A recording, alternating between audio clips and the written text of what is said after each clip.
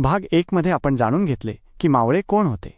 आता या भागात आपण त्या वीरांच्या अशा काही गोष्टी जाणून घेऊया ज्या आपल्याला शाळेत कधीही सांगण्यात आल्या नाहीत। आपल्या इतिहासात असे अनेक शूर योद्धा आहेत ज्यांच्या गाथा पुस्तकांमध्ये मिळत नाहीत, परंतु त्यांच्या बलिदानामुळेच आज आपण एक सुरक्षित आणि सन्मानजनक जीवन जगत आहोत। छत्रपती शिवाजी महाराज आणि त्यांच्या शूर मावळ्यांनी हिंदवी स्वराज्याची स्थापना केली, परंतु या स्वराज्यासाठी लढणारे अनेक पराक्रमी योद्धा आजही गुमनाम आहेत। त्यांचे साहस आणि बलिदानाच्या कथा प्रत्येक भारतीयाच्या हृदयात अभिमान निर्माण करतात। आज आपण स्वराज्याच्या 2 महान वीरांबद्दल जाणून घेणार आहोत, सरखेल कान्होजी आंग्रे आणि प्रतापराव गुजर। समुद्रावर आपला दबदबा निर्माण करणारे, इंग्रज, पोर्तुगीज आणि डच यांना आव्हान देणारे सरखेल कान्होजी आंग्रे आणि युद्धभूमीवर आपल्या पराक्रमाने शत्रूंना धडकी भरवणारे शिवाजी महाराजांचे विश्वासू सेनापती प्रतापराव गुजर। या वीरांच्या कथा केवळ इतिहास नाहीत, तर ही प्रेरणा आहे, स्वाभिमानाची ओळख आहे आणि आपल्या गौरवशाली भूतकाळाची खरी झलक आहे। सरसेनापती प्रतापराव गुजर, स्वराज्यनिष्ठेचा एक धगधगता इतिहास। प्रतापराव गुजर वजा हे नाव केवळ एका योद्ध्याचे नाही, तर स्वराज्यासाठी जगणाऱ्या आणि मरणाऱ्या त्या जिद्दीचे प्रतीक आहे, ज्याने छत्रपती शिवाजी महाराजांच्या हिंदवी स्वराज्याला भक्कम पाया दिला। कुडतोजी गुजर, ज्यांना पुढे प्रतापराव या नावाने ओळखले गेले, ते शिवाजी महाराजांचे अत्यंत विश्वासू सरसेनापती होते। त्यांच्या तलवारीत केवळ ताकद नव्हती, तर स्वराज्याप्रती अढळ निष्ठाही होती। बहालोल खानचा पराभव आणि अभयदान ही कथा त्या काळातील आहे जेव्हा विजापूरचा शक्तिशाली सरदार बहालोल खान स्वराज्यावर चालून येत होता। शिवाजी महाराजांची शक्ती मोडीत काढणे आणि मराठा साम्राज्य कमकुवत करणे हा त्याचा मुख्य उद्देश होता, पण आपल्यासमोर प्रतापराव गुजर नावाचा सिंह उभा आहे याची त्याला कल्पना नव्हती। प्रतापरावांनी आपल्या सैन्यासह बहालोल खानचा सामना केला। मराठा सैन्य संख्येने कमी होते, पण जिद्द आणि रणनीतीत खूप पुढे होते। उमराणीच्या युद्धात प्रतापरावांनी आपल्या चातुर्याने बहालोल खानला चारी बाजूंनी घेरले। खान पूर्णपणे अडकला होता आणि त्याचा पराभव निश्चित होता। तेव्हा मृत्यूसमोर पाहून बहालोल खानने दयेची भीक मागितली आणि वचन दिले की मी पुन्हा कधीही स्वराज्यावर चालून येणार नाही। प्रतापराव गुजर हे मनाचे उदार होते। त्यांनी शरणागती पत्करलेल्या शत्रूला माफ केले आणि सोडून दिले। महाराजांची नाराजी आणि प्रतापरावांचा निश्चय।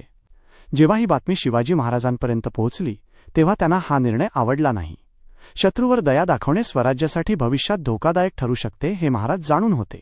महाराजांनी प्रतापरावांना एक कडक निरोप धाडला, बहालोल खानाला जिवंत पकडल्याशिवाय किंवा त्याचा पूर्ण नायनाट केल्याशिवाय आम्हाला आपले तोंड दाखवू नका। हा संदेश प्रतापरावांच्या जिव्हारी लागला। आपली चूक त्यांना उमजली आणि त्यांनी ठरवले की आता या चुकीचे प्रायश्चित्त करायचे, मग त्यासाठी प्राणांची आहुती का द्यावी लागेना। वेडात मराठे वीर दौडले 7। काही काळानंतर बातमी आली की बहालोल खान आपला शब्द फिरवून पुन्हा मोठ्या सैन्यासह स्वराज्यावर चालून येत आहे। हे ऐकताच प्रतापरावांचे रक्त सळसळले। राग आणि प्रायश्चित्ताच्या भावनेने पेटलेल्या प्रतापरावांनी सैन्य येण्याची वाट न पाहता केवळ आपल्या 6 सहकाऱ्यांसह शत्रूवर हल्ला करण्याचा निर्णय घेतला। नेसरीच्या खिंडीत युद्धाचे मैदान सजले होते। समोर हजारोच्या सैन्यासह बहालोल खान उभा होता आणि दुसऱ्या बाजूला होते केवळ 7 मराठा वीर। हे युद्ध असमान होते, पण त्या 7 वीरांसाठी संख्या नाही, तर स्वराज्याचा सन्मान महत्त्वाचा होता।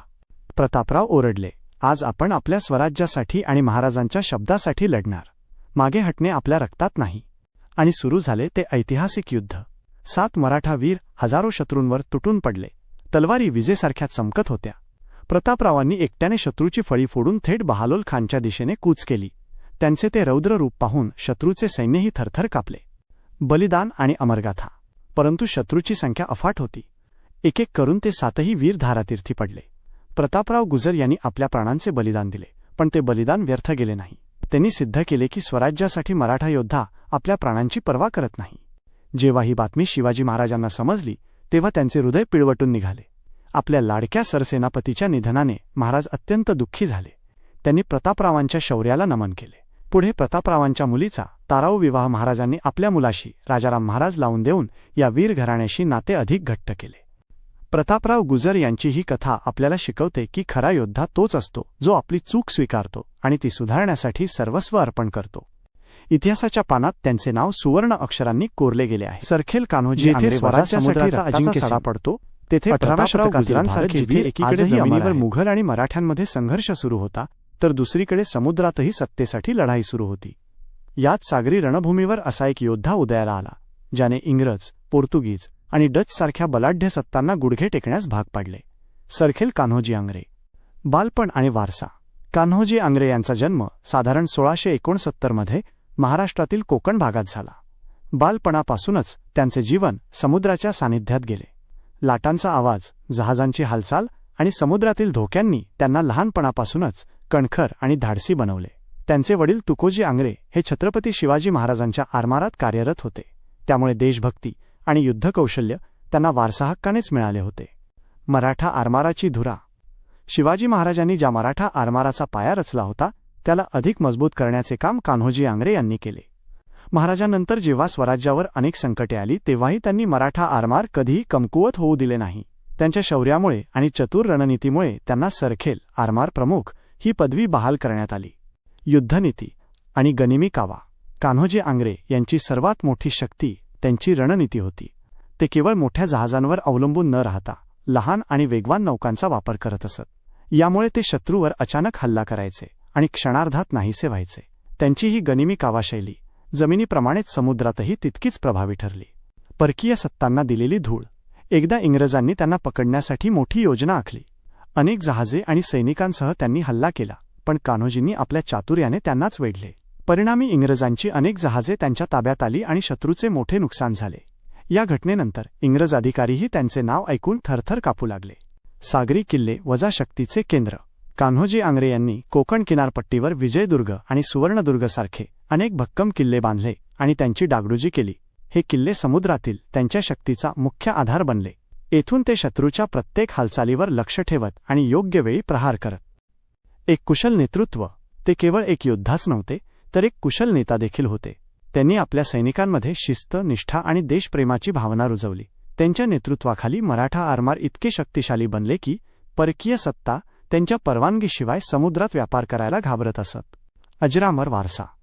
1729 मध्ये कान्होजी आंग्रे यांचे निधन झाले, परंतु त्यांचे शौर्य आणि रणनीती आजही इतिहासात अमर आहे. त्यांनी हे सिद्ध करून दाखवले की जर जिद्द पक्की असेल तर समुद्रासारख्या अफाट शक्तीलाही आपल्या नियंत्रणात ठेवता येते. सरखेल कान्होजी आंग्रे हे केवळ एक नाव नसून साहस, बुद्धिमत्ता आणि देशभक्तीचे प्रतीक आहेत. त्यांनी मराठा साम्राज्याला समुद्रात अजिंक्य बनवले आणि दाखवून दिले की स्वराज्याच्या लाटा जमिनीपासून समुद्रापर्यंत घुमू शकतात.